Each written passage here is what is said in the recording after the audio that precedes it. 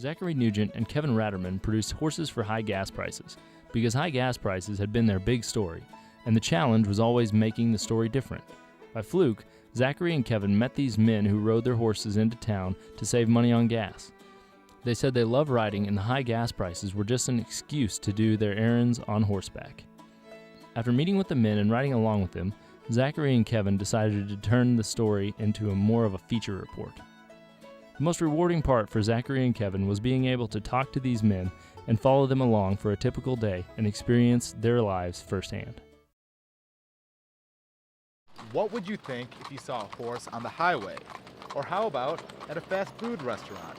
Well, these men give it no thought at all. We started running our errands on horseback. He's got the wagon, the horse and wagon, and we take it town, load it down with groceries or horse feed or whatever we need. Since the gas prices have gotten up so high and everything, we just decided to start using our horses and having a good excuse to do it. Cahoon has been riding for years.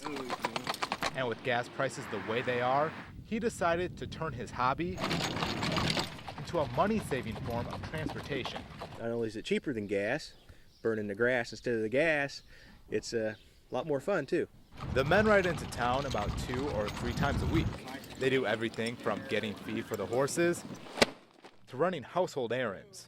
I did one time go to the drive-up window at, I think it was the old McDonald's. And as I came up to the window, the girl screamed.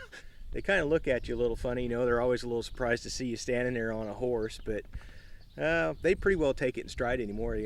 They're getting kind of used to seeing us around. In town, most stores don't have a designated parking spot for horses. So when it comes to Buddy and Becca, Jackson and Cahoon improvise. They use mailboxes, posts, or even guardrails to tie the two up. Cahoon says riding his horse hasn't just saved him a few bucks, but has turned a few heads as well. They're usually kind of surprised to see us in there. They a lot of times want to know if we get in trouble for riding our horses in town, and it's not, as far as I know, there's no law against it. Do we just follow all the traffic signals like everybody else does and try to be polite? In Charleston, I'm Zach Nugent, reporting for WEIU Newswatch.